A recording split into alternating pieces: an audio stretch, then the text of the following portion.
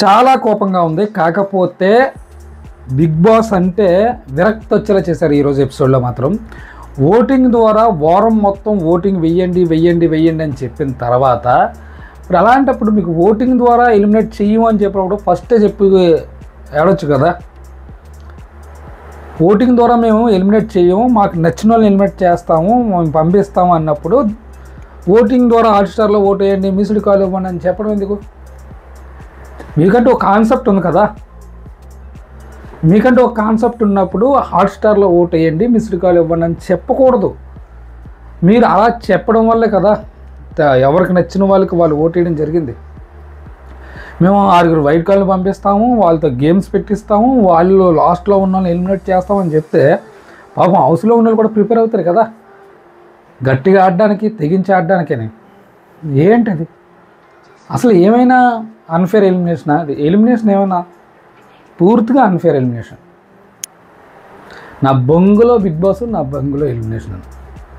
శ్రీజ లాంటి కంటెండరు big boss రావడం మీ అదృష్టం, బిగ్ బాస్కి అదృష్టం. శ్రీజకి నష్టమేం లేదు.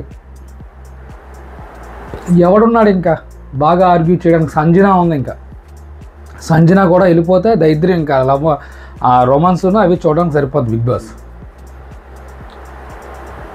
అగ్ని పరీక్షలో తన టాలెంట్ని చూపించి బిగ్ బాస్లోకి వచ్చి 3 వీక్స్ చిరాకు రప్పించింది, అది నిజం. అది కూడా ప్రియా ఉండడం వల్ల, కొద్దిగా సపోర్ట్గా ఉండడం వల్ల ఆ వాయిస్ బేస్ ఎక్కువైపోయేది, జనాలు చిరాకు పడ్డారు. 3 వీక్స్ కన్ఫర్మ్ అది. కానీ ప్రియా వెళ్ళిపోయిన తర్వాత శ్రీజ నిజంగా సూపర్ గేమ్ ఆడింది. కళ్యాణ్ కెప్టెన్ చేసింది తనకి ఇచ్చిన మాట ప్రకారం. జెన్యున్గా ఉంది ప్రతి దగ్గర కూడా. ఎక్కడ కూడా తనని టార్గెట్ చేస్తే ఆర్గ్యుమెంట్ చేసేది తప్ప నార్మల్గా అయితే ఆర్గ్యూ చేసేది కాదు. ఏంటి అసలు బిగ్ బాస్ ఆ వైల్డ్ కార్డులోని చూస్తే అర్థమైపోతుంది. అది తొప్పస్ వైల్డ్ కార్డులోనే వాళ్ళ దగ్గర ఏం పస ఉండదని అర్థమైపోతుంది. వాడికి తెలియే రాదు పూర్తిగాను. బయటికి వెళ్ళేటప్పుడు కూడా అంత హ్యాపీగా వెళ్ళిపోయింది.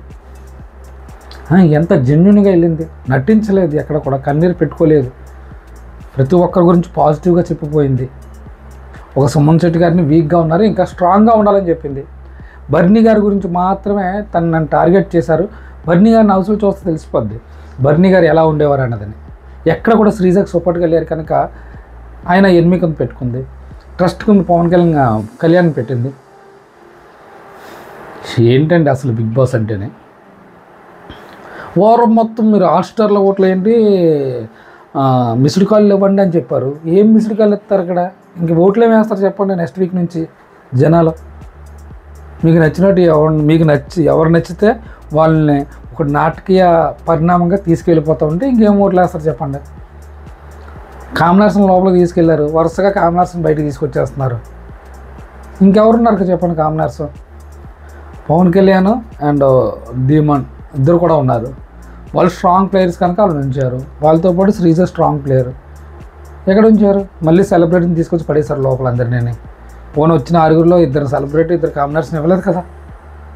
ఎందుకు సార్ అన్ని నాటకాలు? బిగ్ బాస్ అనే పేరుకే కామనర్స్ని తీసుకెళ్ళే ఉన్నారు. కామనర్స్ని వరుసగా తీసుకొచ్చేస్తున్నారు. నెక్స్ట్ ధీమన్ పవన్ కళ్యాణ్ కానీ తీసుకొచ్చేస్తారు. ఊడికి తెలియని వ్యాపారం ఇది. Sreeja unfair elimination. మీరు నమ్మినా నమ్మకపోయినా నా బొంగులో బిగ్ బాస్ ఇప్పుడు కూడా చెప్తున్నాను. ఏది వేసుకుంటాడు వేసుకోమను. ఇది నా బొంగులో బిగ్ బాస్ సీజన్ 9 వర్స్ట్ అనమాట చరిత్రలోనే. Thank you. మన ఛానల్ సబ్స్క్రైబ్ చేసుకోండి, వీడియో లాస్ట్ వరకు చూడండి. మళ్ళీ ఎపిసోడ్ రివ్యూ అది అంటారా? వేస్ట్ అనమాట ఇంకది అప్పుడు.